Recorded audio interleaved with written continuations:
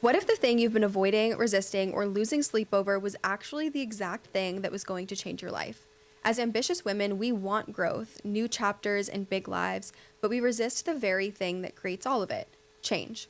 This episode is for the woman who knows change is coming or is already experiencing it and wants to stop feeling anxious through the change and start actually thriving in it.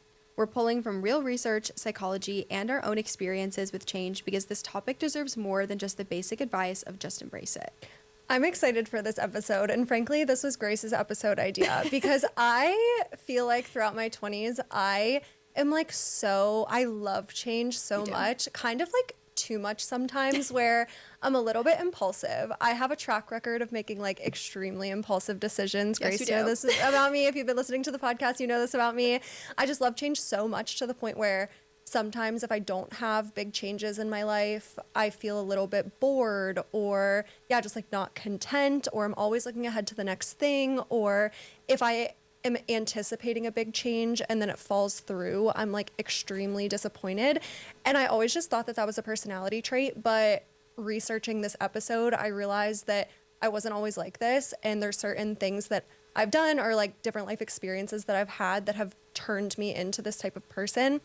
Some good and some bad. So I'm excited about this episode so we can like kind of dive into where it comes from and how to accept change and actually learn to love it. I feel like that's the piece that I'm excited to talk about because when you do love change, I feel like everything gets so much more exciting. Yeah, when you're able to just like embrace it and accept it versus having all these fears around it, I think it does get better. And I also think too, and the reason why I really wanted to talk about this on the podcast is because we talk a lot about starting a business that you want or going after a job that you want or, maybe taking the leap to leave a relationship that is not serving you or pick up a new hobby or whatever it may be. And I think that all of those things create change and they might be good change, but that good change can still feel very unsettling and very like threatening to you. So then that can often make you feel like, well, then that's not the right decision because it doesn't feel peaceful to me or I don't feel like I have anxiety about it, so it must not be the right decision. And I think then that ends up pushing people to not do what they actually want to do. And then they never actually embrace the change, but it's good change. So I'm like, we're encouraging people to do all of these things on the podcast, but we need to go a layer deeper and address how to deal with that change, good and bad. Yeah, because I think so much about going after the life that you want and building a life that you love is about trusting your intuition and that guiding you to the correct place, but we don't talk enough about what does trusting your intuition actually feel like, because so much of it is just having a gut feeling and then acting on it. But what if that gut feeling feels like anxiety inducing or it feels very stressful, and then you're like, well, did I make the right choice? Or if you do make the effort to get the new job or move to a new city, like have that change, and then you have that gut feeling afterwards that like, oh, well, this is kind of stressful or this is kind of anxiety inducing, did I make the right decision? But I think so much of that is normal, and you are going to have those feelings, and it is kind of like a spectrum of some day I feel good about it, some days I feel like still a little bit scared and anxious about it. So just learning to trust your intuition is so important and such a valuable thing for navigating your 20s. 100%. And then when you do let's say you do have a good, experience, which we'll dive into too in this episode, but let's say you do take the leap to move to a new city and you're really excited about it, but when you get there, the first month you feel anxious, which was kind of my experience. I felt, I'd have good moments and I'd have some moments that I was like, oh, what did I just do moving to a new city? But then when you actually understand even just some of the biological things that are happening when you experience a change, I think it allows you to give yourself some grace to be like, okay, it doesn't have to mean anything. It doesn't have to mean that I made the wrong decision or that this was a bad choice. It just is some of the biological things. Yeah, and I also think too, yesterday we filmed an entire episode on imposter syndrome. I think that episode, I don't know when we're posting all of these episodes. We've literally filmed 6 in the last 2 days, but we just filmed one yesterday on imposter syndrome. And I feel like that is such a big piece of it too, because, you make the big change and all of a sudden you are a completely new person and your identity hasn't really caught up yet. So you feel this kind of like pressure or anxiety or stress, and you're like, should I just have stayed still? Did I make the right change? Or am I going to regret this later? But it's literally just your imposter syndrome being like, my identity hasn't caught up yet, and I need a second to let this adjust, and you just have to give it time. Yes, 100%, which I think is good. Let's transition into section 1 here. We want to talk about why change feels so hard in the beginning, because I think we all understand that change is inevitable, and therefore it's like, okay, if it's inevitable, how can I make it easier to experience? Because if you know it's inevitable and every time you go through change, you struggle with it, it's like, okay, we know this is going to come back up again at some point. I need to figure out how to make it better because I cannot avoid it in the rest of my life. And even good change, like, why does it feel so unsettling? And we do want to emphasize too throughout this whole episode, we're not just talking about change that is bad change in the sense of change that is really, really difficult to go through, like losing a relationship you thought was going to be your forever person, or losing, a lifelong friend, or losing a loved one, or, getting fired from your job you love, whatever it may be. We're not talking about those things that have an inherent and significant loss. We're also talking about the good change, because I think that conversation is also not had a lot, because things like hitting a new level in your business, getting a promotion, landing a big opportunity can trigger just as much anxiety as loss, because your nervous system doesn't understand the difference between those. But I think we don't talk about it as often because it makes us feel ungrateful. For me, example, when I moved to Florida, it would look so ungrateful for me to get online and say, oh my gosh, like I'm like worried. I'm feeling anxious about this change. Like, I don't feel very settled into my new apartment. I don't feel comfortable in my new apartment. Where that's coming from is that it's a big change. I'm not settled in yet, but I never want to look ungrateful, because people are like, girl, you live in a luxury high rise, like zip it, like you, that's a good change. But I think sometimes we're afraid to admit that good change is just as hard, because we don't want to seem ungrateful about it, but that fear is just, or that feeling is just as valid. Well, yeah, and I think when we're talking about bad change versus good change, the bad change is typically a little bit out of our control, and it's a lot more sudden. Like, if you get fired from a job, that just is what it is. You didn't have any control over that, and it happened in an HR call on a Friday afternoon at like 4 p.m. and you have to now deal with that all weekend and have the anxiety about it. But when we're talking about good change, often it's really like you have to go create that opportunity for yourself. And if you are feeling some type of way about it, or you don't know how to navigate those emotions, a lot of times you just end up not taking action at all, because you're like, well, I am feeling anxious about this, so this must mean that change, like, this is not the right move. Like, you moving to Florida, if you would have been like, well, I'm feeling anxious about it, so that means I shouldn't go. But then you just stay exactly where you are throughout your entire life because you're afraid of that change. So I think that's why we're focused more so on the good change in this type of episode, because that is like the encouraging, like, no, you still have to take the action kind of despite of it, but also learn what's going on in your body so that you know that you're still trusting your intuition and you're still following your gut. Yes. And that uncomfortability with change, to where you end up just going back on all of your decisions, or you don't make the decision at all, that will block you so hard in terms of being an ambitious woman who's trying to level up in your career and accomplish all of these things. So I do also want to note too, with that good change, that I saw this when I was researching for this episode.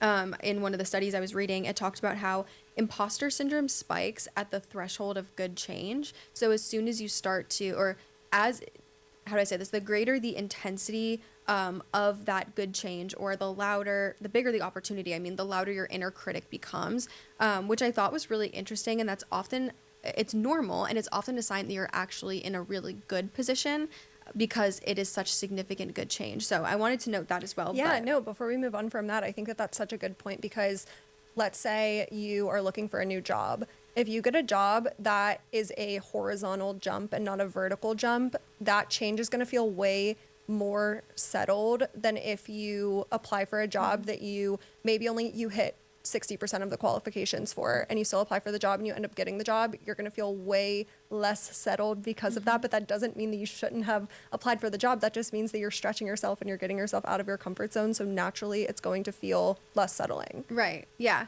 Okay. So we don't talk about 3 reasons why. There are so many reasons why on like a, psychological level as to why change feels so hard. But I pulled these 3 because I think that they are really prevalent for people who listen to this podcast, the women who are like us.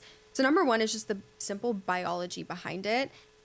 Being uncomfortable with change is not a character flaw. It's literally your human biology. Our bodies are wired for homeostasis. It's wired to keep us feeling balanced and stable. So your nervous system which we've talked about kind of your brain as well in some of our past episodes, and definitely go back and listen to those, because your brain and your body, obviously your brain controls a lot of the, your nervous system and your body and everything, but the way that it all works is that your body and your brain don't necessarily know the difference between good change and bad change. We've talked about this with the way that you speak to yourself too, and the statements that you say. Your body doesn't know, or your brain doesn't know, I mean, that saying I am ugly is a negative thing and I am beautiful is a positive thing. It just sees what's kind of going on, and bases it based on the frequency with which you're saying things. And so its change is very similar in the sense that your body doesn't necessarily know the difference between good or bad change. Your body just sees, or thinks, I'm trying to keep us stable and balanced. There's some sort of change happening, and interprets that change as danger. So now your body's going to go into fight or flight, whether that's a positive or a negative change.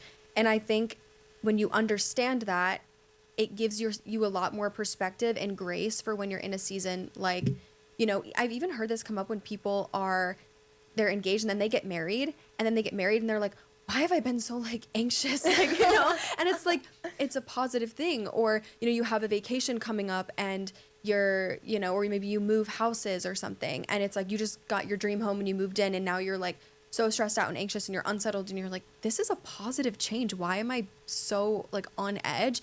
It's because it is such a significant change. Your body is just interpreting it as danger, and it's sending your body into fight or flight. Yeah, I was ready to say the moving one, I think, is super Yes. prevalent, because it doesn't matter whether you move states or move 10 minutes down the road, you're still going to feel so unsettled, and that can make you feel like, oh my gosh, did I do the right thing? And that actually brings us into number 2, and I want to talk about this one because I feel like this is the one that I just like don't relate to at all, which is like, because I am very impulsive and I absolutely love change so much, again, like sometimes to a fault, but it's the concept of loss aversion. So this says the fear of losing what we have is neurologically stronger than the excitement of gaining something new. And I find that so fascinating, because it's not like you are sitting there worried that your new house, you're like not gonna like it, right? You're subconsciously kind of like mourning the life that you just left, whether it's, you break up with a toxic ex and you're sitting here kind of being like, oh my gosh, like you're stressed about losing the life that you just walked away from. And I think that often is so much stronger. That feeling of mourning the life that you left is so much stronger than the excitement for what's to come, or you're nervous about what's to come. It's always the prior or like past self, which I kind of feel like the reason why I don't really feel that way is because I have like way less of an attachment to my current situation, and which is like so interesting. You know what I mean? Like, I think that I just think so into the future all the time, and I'm like, again, sometimes to a fault, like not really settled in the present and always looking ahead to the future, that I don't even think that way. Yeah. Which is so weird. It's interesting because, so there's a psychologist named Daniel Kahneman, and he has a lot of really amazing research. I love a lot of the things that he does, but one of the studies that he did, he found, and it's pretty widely known now, that we feel losses twice as intensely as equivalent gains. So, for example, let's say you are moving out of your apartment because you bought a house and you're moving into it.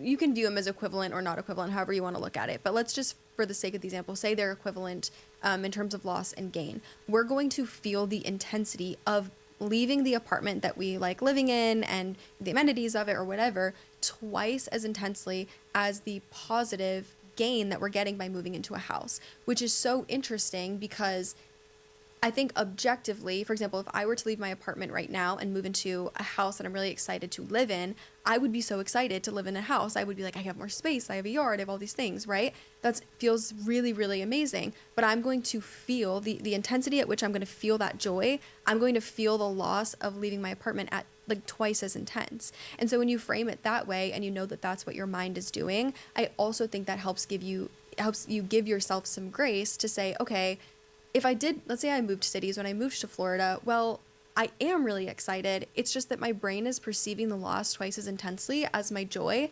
It doesn't mean that I'm ungrateful because I'm not experiencing this insane joy even more than the loss. It's just how my mind is processing it. And I think that's the one too, where it's not like you feel it or you don't. It comes in stages, because let's say you move out of your apartment, you move into the new house, you love your new house, but then for the next couple of months you have these feelings of like, oh my gosh, I miss my old apartment, or I am missing the life that I used to live in my old apartment. I lived really close to my friends, I had the amenities. You'll just have these random spurts of regret, and then you're like, well shoot, did I make the wrong choice? But then if you move back to your apartment, you would know you didn't make the right choice. Like, live in your house, but the feelings come and go. 100%. And that's biologically, that's what how your brain is working. So it's not that you're weak or that you're indecisive or that, you can never embrace change, or that every time you change something that, you're like, oh, I'm just that kind of person who just goes back on every change that I make. No, it's not something to say something about your identity. It's just that that's how your brain is processing it. And I think when you understand that and you bring that to your conscious brain, okay, here's what's going on behind the scenes in my head, it allows you to consciously focus more on those gains and not the losses, and kind of recenter your mind. But the third reason that we want to talk about as to why change feels so hard is that change disrupts your identity and not just your routine. And I think that we often view it as a disruption to routine. Even if, for example, you are like, I want to start my own freelance marketing company, and you start freelancing. You think, okay, that's going to be a change to my routine because I'm going to build it outside of my 9 to 5. And now after work and on the weekends, I'm spending time freelancing. Well, why do I feel so uncomfortable with that, with that extra time commitment? It's not just that it's the time commitment and that aspect of change that's disruptive to you. It's the fact that it's shifting your identity, because you are no longer just a 9 to 5 worker or a corporate worker, however you identify. You are now an entrepreneur as well. And now your brain is trying to align itself with what your new identity is.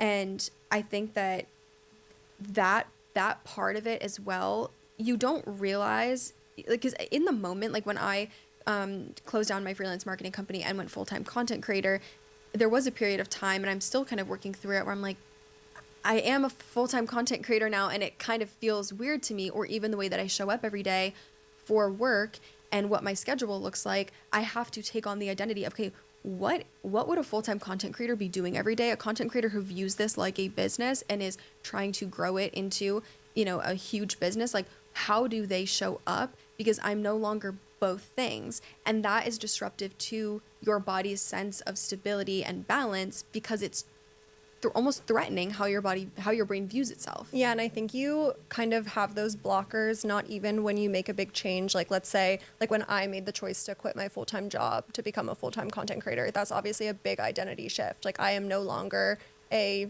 internal auditor at FedEx, like, which was what I was doing before I quit my job.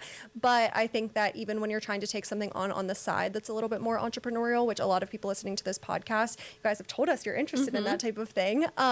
But you're naturally kind of like taking on that identity too. And that change can even feel scary, even though you're not like releasing your old identity yet. Like, you still have the 9 to 5 job. You can still tell people that you're an internal auditor because you do that 9 to 5, but you're still taking on a new identity. And that is a change to your identity and your routine. So it can still feel scary. 100%. I think there's so many examples of this in our own lives as well with change, and we do process change differently for sure, and you are definitely way more impulsive than I am. Guys, when Erin moved to Nashville, I will never forget, we were on a call. I don't know if we were doing like a planning meeting for the podcast or if we were filming an episode that day. It was like a Wednesday, and she was like, so I decided I'm going to Nashville this weekend, and I'm going to look at apartments, and then I'm going to pick one this weekend, and I'm going to break my lease when I come back, and then I'm going to move probably by like the end of the month. And I was just like, hello, like, mind you, Erin will do this thing where she won't like tell me what she's thinking, and then she'll just like drop some crazy lore on like this huge life change that's coming about, and it always cracks me up. But I was like, oh, okay. Versus for me, I knew, okay, I want to move out of state. I went and I looked at like 5 different cities. Erin literally went, she's like, I'm doing Nashville. She went there, she picked an apartment that weekend, signed the lease, came back, broke it. Like, it was so fast. And it's not to say that one of us is like, quote unquote, better at processing change than another or whatever, that one of us is like, weaker, or it's just the way that we process change is different. And I think there's strengths in both of those. And weaknesses in both. Yes. Because when I tell you, like, I had the idea to move, I got the bug in my ear on a Saturday to move to Nashville. I booked the flight. Like, I texted my friends and I was like, hey, do you guys want to go to Nashville next weekend? Like, I want to look at apartments.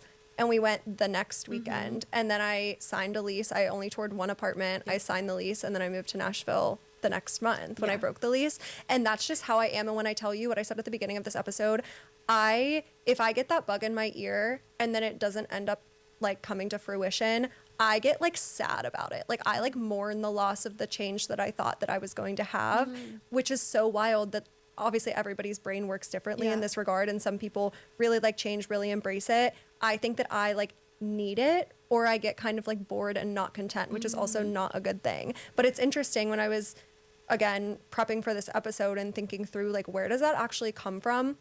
I don't think that I was always like that, but I think that in my early 20s, I just like did enough things that made me realize that change is a good thing. Like I gave myself enough proof. One good example of this is when I was a freshman in college, I wasn't loving my college and I really wanted to transfer. Again, I got the bug in my ear and I was like, I really want to transfer. And I was doing research for like months on ways to transfer, but it just was not going to be possible from a financial standpoint. It would have cost me exponentially more money to do college elsewhere. So I was like, oh shoot, like, okay, I wanted to do that. And I was researching it for months and I couldn't make it happen. So then I decided to book a semester to study abroad. I booked it. I had everything planned. And a couple of months before, I literally almost didn't go because I was like, scared that I was going to lose my friends. I was going to lose my place in my sorority. I wasn't going to be able to run for a sorority position. I was so scared of that loss and that change that I was so close to pulling out of it. But then I went and I had the best semester of my life. And I think that I had like a couple instances like that in my early 20s that just taught me that change is a good thing and it always propels growth, even if it doesn't work out. Like me moving to Nashville didn't technically work out because I ended up moving back, but I still gained so much from it and it was still a net positive. So I think that I just had enough proof. Yeah. And I think that example of the studying abroad, I think that's the perfect example of where like loss aversion really did play a role, where you were perceiving the equivalent losses twice as intensely as the equivalent gains, and how it almost deterred you from making the decision that ended up being way more like way greater gains than you could have ever anticipated. And I think that oftentimes we let the loss aversion persuade us to stay where we are and to not make that change. And then when we get to our late 20s, early 30s, and we start to have these bugs in our ear to, start a business or, maybe quit our corporate job and go work for ourselves, do all these things, then it's harder because we've succumbed to that loss aversion in the past when making decisions about change. And I think then it is like a muscle that you just have to practice. Yeah. And I think that now I'm so like, I so don't have loss aversion at all because I've given myself that proof to where like for example, when I quit my job, like I had the bug in my ear that it was time and I had to act on it. Yeah. Like I'm not mourning the loss of like, well, what if I like miss my corporate job and what if I have to go back and I'm never going to find a job as good as this because I love my manager and I love my team and I would end up having to take a job that wouldn't be as good. Like I just kind of don't have that anymore. Yeah. Which is fine. Which is good. But I also think too that you've done a good job at internalizing that, like internalizing that proof. And I think that that's a really powerful thing to do because you can have that proof and then just ignore it and keep going. And then when you go to make another decision in the future and you're processing through that change, you just say to yourself, well, like it worked out because, I ended up making friends really early on when I moved there. And so that's like probably why it worked out, and so that it made sense that I gained a lot, you can just kind of chalk it up to something else. But I think you really have to internalize that change. Yeah. And I think that you did such a good job with your move to Florida too, like internalizing that as well. Cause that was like such a big change in your life and having to navigate that. Yeah. And it's been so beneficial, but I think that also kind of brings us back to this conversation about like shifting your mindset around change as a whole, because we're talking about, okay, how do you, internalizing the proof of, that it does work out when I make, changes in my life and stuff. And I think it really is such a mindset thing, and you have to shift your mindset on change as a whole in order to get more comfortable with it. And so we have like 5 or 6 kind of like little tips that we want to work through. But the first thing is just that every version of your life you loved was once an unknown future that you were scared of. Like there was a time, I think about this all the time, right? One time I was in middle school and I'm afraid of going to high school. I'm like, oh my gosh, I'm going to be around all these big, scary high schoolers, and then I get to high school and I fear that change a little bit in the beginning and what classes are going to look like. And then I adjust and I do well. And then guess what? 4 years later, I'm afraid of college. You know, I'm like, oh my gosh, okay, I'm going to college. That's a big change. What are classes going to look like? I'm going to be around all these scary seniors again. I have the same exact perspective. Then you go through 4 years of college. You go to graduate. Now you're afraid of the change of graduating. Now you're afraid of the change of your first day of your new job, your first apartment, living on your own, budgeting your money. Like there's always every single new level of life. They say new levels, new devils. Every single time you're like afraid of what that change looks like. But then when you sit where you are right now and you look back historically, you're like, well, yeah, I embraced the change on my first day of high school, my first day of college, my first day at my new job, my first day in my apartment by myself. Like you have to look back and realize that every single chapter was unknown because it's literally your first time on earth. It's your first time living life. Everyone is living life for the first time.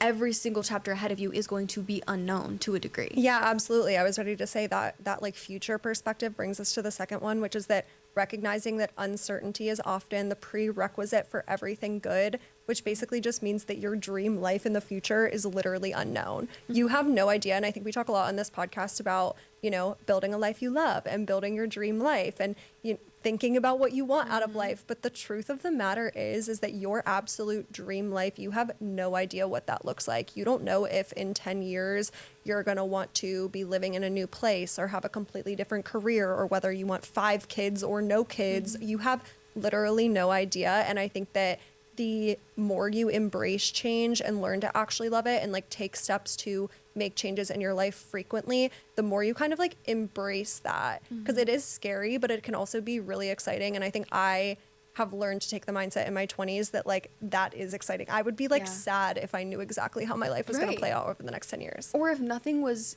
changeable, if everything was fixed and nothing was malleable, that kind of life would not excite me. And when I was researching for this, I found a quote that said, "The same uncertainty that feels terrifying also means nothing is fixed and everything is possible." And that really kind of like shifted how I think about it too, because if everything was certain, that means everything is fixed. Like it's guaranteed that, okay, I want to start this business. It's certain it's going to work out. Then what? I get there and what do I do then? Like how is that fun? And what if I want to change my mind? What if I want to change directions? Well, if everything is certain and fixed, then I can't do that. And I think it's actually a lot more freeing when you view it as, okay, wow, the uncertainty just means that nothing is fixed and everything is possible. I can do whatever I want here. I can turn this into whatever I want. And a lot of times it ends up being even greater than you were planning for. Yeah, I was ready to say, I think that this one kind of relates back to the bad change aspect, or the change that's a little bit out of your control. For example, I think I've talked about her on the podcast before, but there's this girl, her handle is Nick Polina on Instagram, and she posts a lot of content about how she got laid off at her job at Google. She was living in New York City, had this really great job at Google, making like hundreds of thousands of dollars a year, I think, and she got laid off.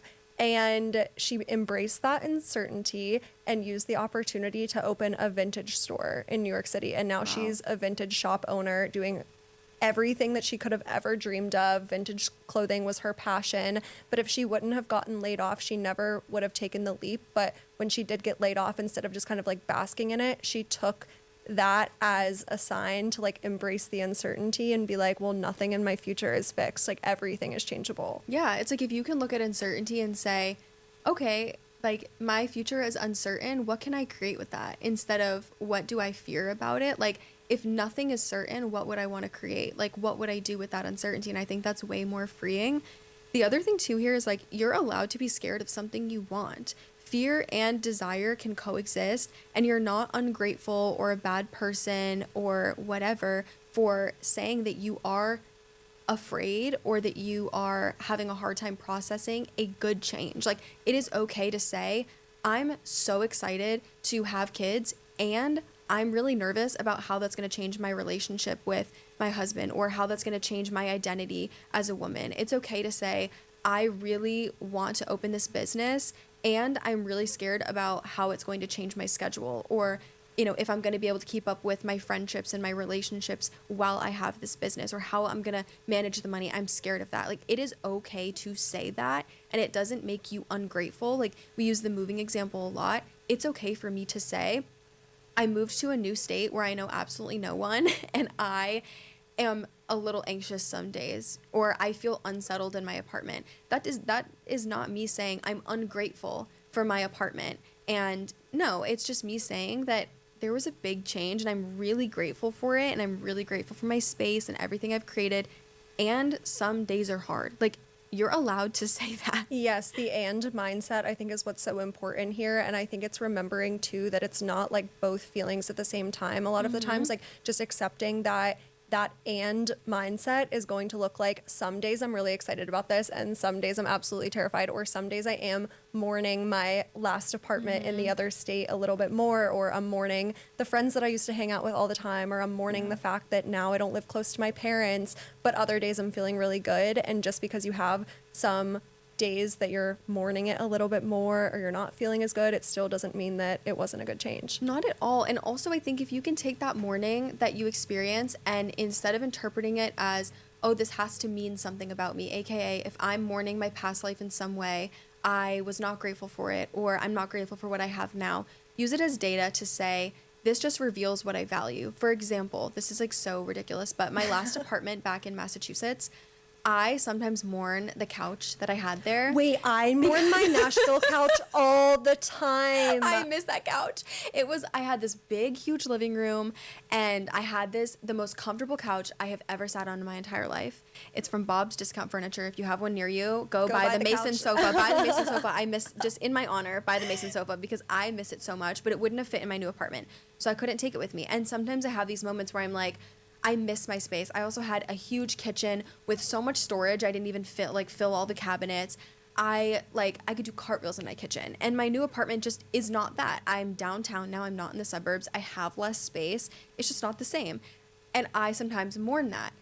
Instead of me being like, oh my gosh, that means I'm not grateful for what I have now. Or that you should move back and buy or the that I same should sofa. move back and repeat whatever. No, I use it as data in my head to say, like, when I move into my next space, I want a big, comfy couch, because I miss that. I want a big kitchen. Like, that's something that matters to me. Or sometimes I get sad that I am not there, all the time with my parents, and I don't have as much time with them now that I've moved away. Okay, use that as data to say, hey girl, like, you just need to call your parents more. Pick up the phone and call your parents more, or make it a priority to fly them down to Florida or go back up to Massachusetts and see them more often. Or when I am home like I'm going home next weekend, like I'm taking my dad to a Red Sox game. I'm going to spend the whole day with him. Then we're doing a whole thing for Mother's Day. I'm going to spend the day with my mom, and I'm going to be present. Like, my phone is going to be away. I'm asking them intentional questions. I'm making the most of the time that I have. And instead of looking at that mourning or grief for what my life was before, I'm using it as data to inform how I act now in the life that I have today. I agree with this 1000%. And also, why is mourning a couch such like a canon event? Because I think that it's like you relate to like feelings, and like, or when you smell a candle and it brings you back to a point in your life and you're like, oh my gosh, the good old days or whatever. I do that with my Nashville apartment all the time. And I find myself mourning little bits and pieces. And I think for me, it's that was my apartment by myself the first time in a new city. And I was like alone a lot since Alex and I were doing long distance. And I find myself mourning like living alone in a new city, like that kind of independent time in my life. And the other thing is my friends. But you're right, it's like data points to, oh my gosh, I made the best friends there, so I'm gonna go visit them, and I'm gonna make sure we are FaceTiming all the time. I'm literally leaving Florida today to go visit them this weekend, and I'm going to my friend's wedding, one of my Nashville friends' weddings later this month. But you're so right, it's like you are naturally going to mourn bits and pieces of where you are. Like when I was in Nashville, I was doing the exact same thing, mourning the fact that I wasn't with my parents all the time. So it's like you're never going to have it all, but you have to just kind of embrace the little bits and pieces. Yes, and also too with like the data point thing is like, I can, for example, it's like the couch, right? I mean, I loved the couch itself, right? But what it was about the couch was that like it was so comfortable and it made my space feel so cozy, and I could just like, it was humongous, so I could lay flat on it. My new living room is small, so I can only fit a 2-seater couch, and I can't lay completely flat on it, and it's just not as comfortable. So what I actually miss about it and the change that I mourn is that I don't have as cozy or comfortable of a space as I did before. Or, I miss my friends from home, but what I miss about my friends from home, I'm still in touch with them, but what I miss is the fact that we were so close and their values matched mine so much. Like we were so aligned. That's not to say that I can create that. So then the data point I take from it is, okay, how can I create that same feeling here? How can I make sure that I'm building that close of a relationship with my new friends in my new place? And I think that that is also a good way to think about it. The other thing too about this is that when you experience good change, when you experience bad change, there are usually pieces of your identity that shift as well, right? If you were, working a corporate job that meant a lot to you and you were let go, you were laid off, your identity is going to change, right? If you were tying your identity to, I'm a corporate consultant and now I lost my job and now I don't really know who I am outside of doing that, right? I think that we assume those things, or you lose a relationship, your identity changes. But good change also forces you to change your self-concept. It forces you to change who you are and how you identify. And oftentimes it's like it works the same way, but you're going like up a level, right? So if you're going from, let's say, your dream is to open a business and you work in corporate. You quit your corporate job, you open the business.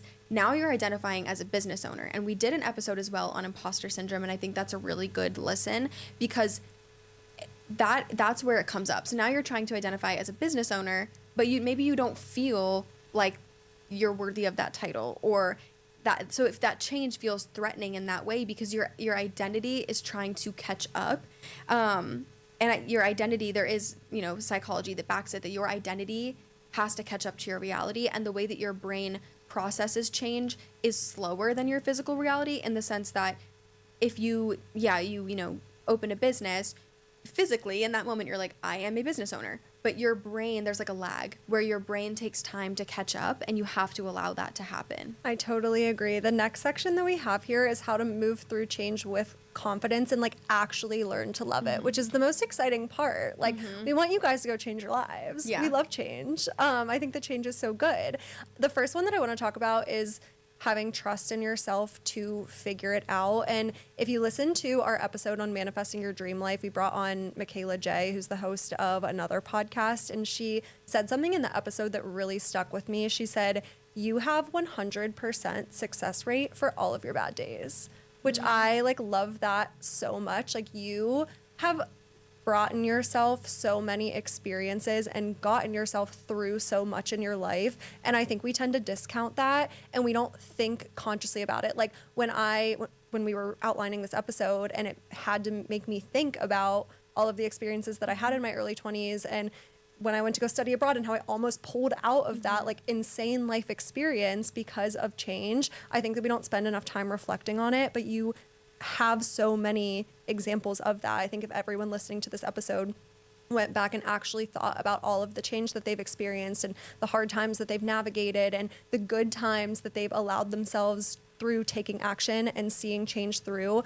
you just have to have trust in yourself to figure it out. And the part that kind of goes along with that is giving yourself that proof that change is a good thing. Like, allowing yourself enough change in your life to give yourself those data points of like, when I accept change, when I take action that's going to give me that change, good things happen. Even if it doesn't quote unquote work out, I've learned so many lessons.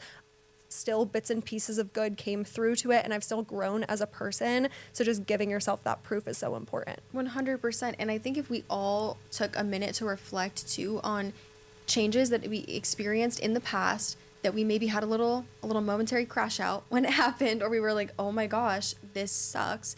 And then we realized where we are now. I feel like everyone has some sort of relationship that when it ended, you were like devastated or you're sad or whatever. And then you look back and you're like, what on earth was I doing? I know I have some of those where I'm like, oh my gosh, like no, like Grace, like overlooked red flags. What was I, you know what I mean? What was I doing? Or even just like being in a job and it not working out, or me applying for something that I really think I want, or taking on a freelance client. And then, a couple months later they have a budget change and they, we end up parting ways. And I'm like so upset about it. And then I look back and I think, oh, well, I see how that opened the door to so many other things. Or I see how, that really was not in alignment with what I wanted, and I survived it and I moved through it.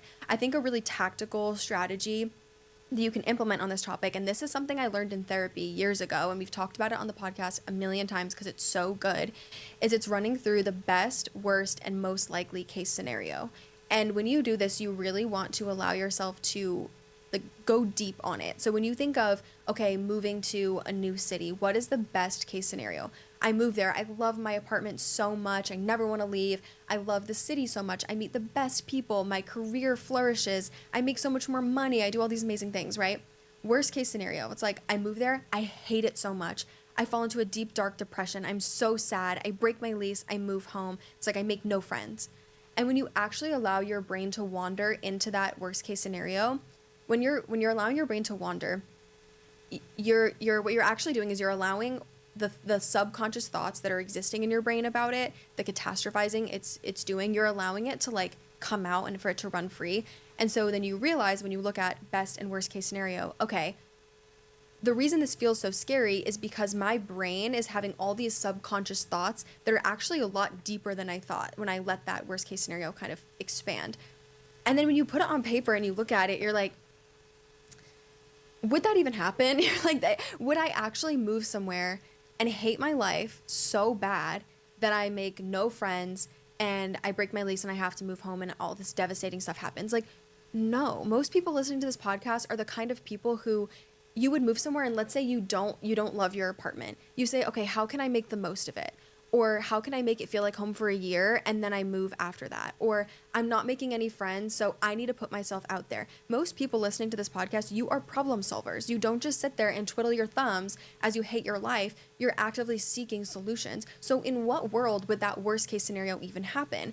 And then when you say, okay, you dismantle that worst case scenario, and then you're looking at your best case scenario and worst case scenario, you dismantle the worst, you say, what's the most likely case scenario? Okay, yeah, if I move to a new city, I might have a hard time finding friends in the beginning because I work from home and I need to really put myself out there. Okay. And then you have to ask yourself, is that most likely case scenario? Is that something I'm prepared to cope with or equipped to move through? 9 times out of 10, the answer is yes. I can deal with being a little lonely for a month as I make my friends.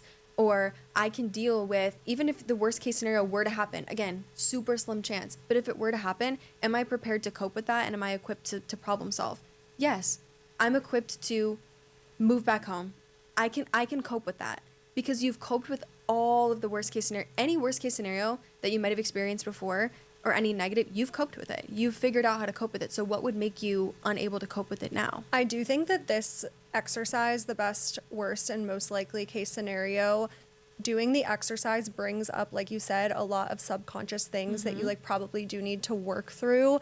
And I'm pointing one finger to you and 3 fingers back because I've definitely thought about this a lot, in which, like, for example, you move to a new city and your best case scenario, like you said, is like you make all these friends, like blah blah blah. Worst case scenario for you is that you like make no friends and you're so lonely and depressed and blah blah blah. Okay, well, that either tells you that you are not super confident in your ability to go out and make friends because maybe you're not like secure in yourself, or maybe you have insecurities about being likable, and like those are things to definitely work through. Or it's that you haven't taken enough time to be comfortable with being alone, because like for me, for example, when I moved to Nashville, I never thought about making friends. Like, obviously I figured I would make friends, but I never put that much thought into it because I was like, well, if I don't, like, I'll just spend more time alone. Like, I like being alone, frankly. Honestly, I prefer. Yesterday we were filming an episode and one of our guests said, it's not FOMO, it's ROMO. Relief of missing out. Like when someone cancels plans and you're like, oh, yes. No, it's not that. And I didn't make wonderful friends, but it's like, that never crossed my mind because it's like, I'm very secure in just being alone and like confident in my ability to just be independent and do things on my own. But I think when you run that scenario, you think through things that you like actually should probably work on, which is really important. Yeah. Or even if you ran the scenario with opening a business, the worst case scenario is that you become like a colossal failure and like you go into insane amounts of debt that you can never pay off in your entire life. It's like, be serious. Is that really even something that is like going to happen? Because we talk about this too with running businesses. The mindset I've taken is, okay, if I'm going to take a leap to, close down my, freelancing company and be full-time content creator, the fear in my head is that it's all going to blow up and go to zero and fall to pieces.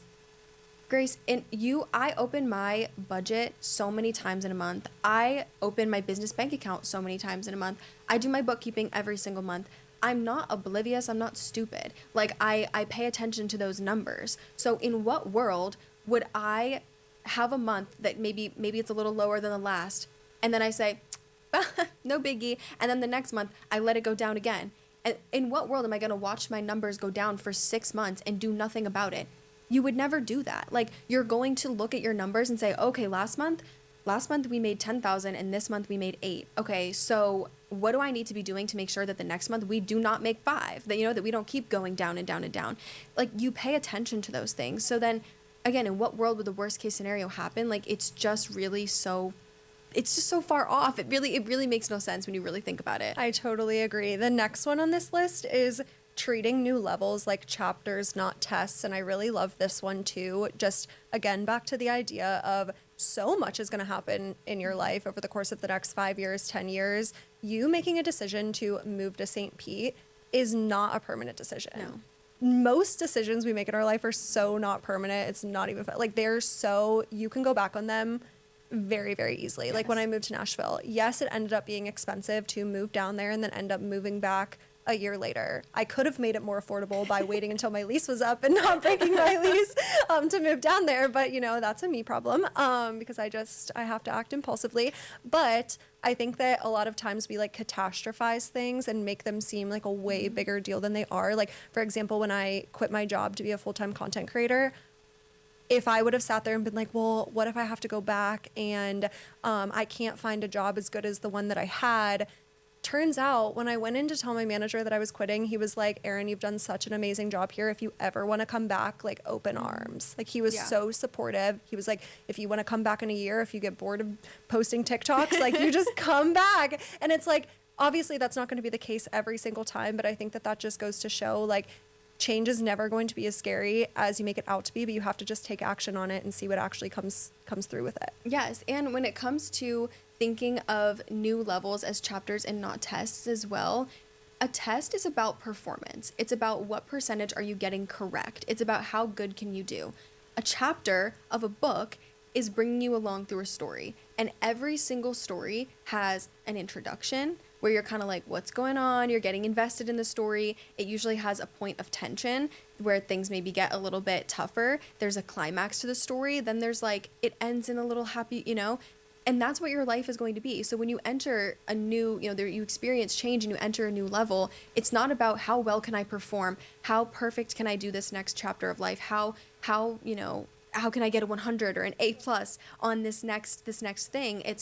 It's a whole new chapter. It's a whole new, like, you're moving into a new section of your life story. And there's going to be tension. There's going to be problems that get solved. And that's part of it. You have to view it as that and not like, how can I perform?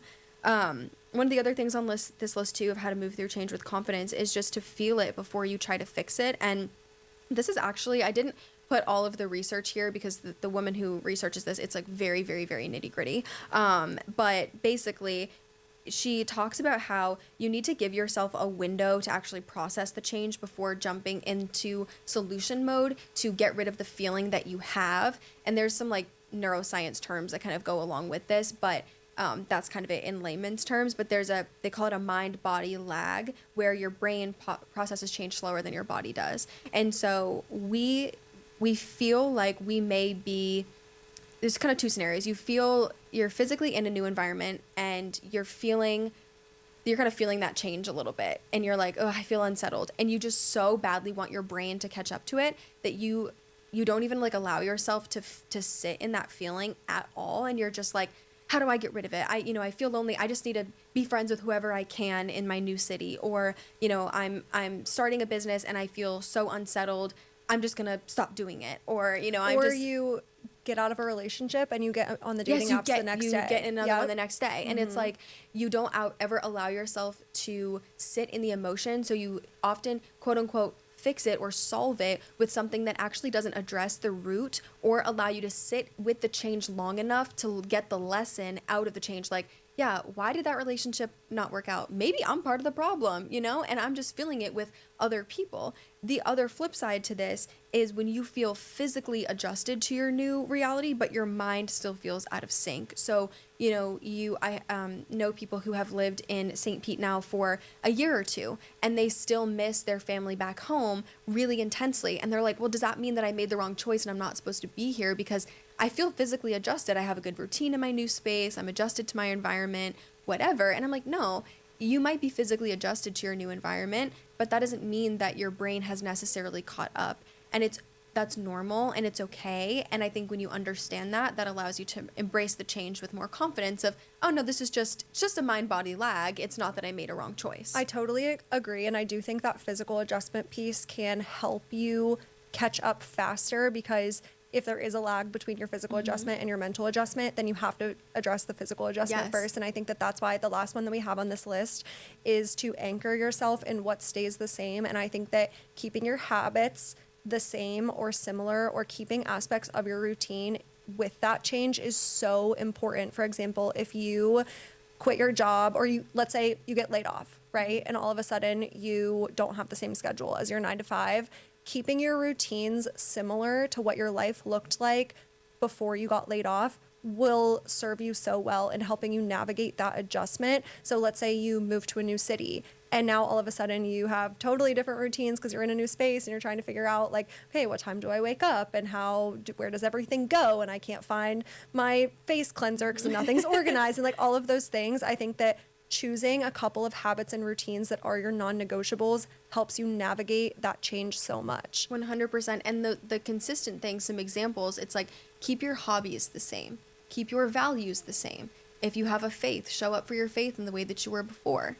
Or let's say you had a ritual at home where every Sunday you walked to a coffee shop.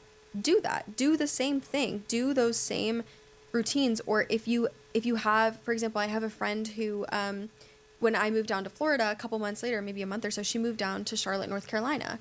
And so before we both moved, we used to see each other in person every single week. So we would just text in between or whatever and talk in person.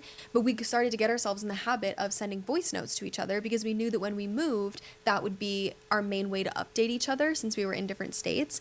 And that's something we've kept up the whole time. So we got ourselves in that habit. And then when we both moved, we send like 30 minutes of voice notes every couple of days. And that's how we've been able to maintain that close relationship as we've both built other close relationships in our own cities. And so I think find like 3 to 5 things that you can anchor yourself in, because that's going to help also with that, your body maintaining that homeostasis and that stability as changes, maybe happening around you. I love that. I think that brings us to the end of today's episode. This was a really fun one. I really liked this conversation. So let us know in Spotify if you guys like this conversation as well, and any further episodes you would like to do around this. I feel like everyone listening to this podcast is probably either navigating some sort of change, or they've been thinking about something, but they've been scared to take the leap. So let us know in Spotify if there's anything else you guys want to see on these types of topics. Also, leave all of your questions in Spotify, because at the end of every single month, we always wrap up with a monthly Q&A, and you guys seem to love those as well. So leave everything in Spotify, and thanks for tuning into the podcast, and until next week.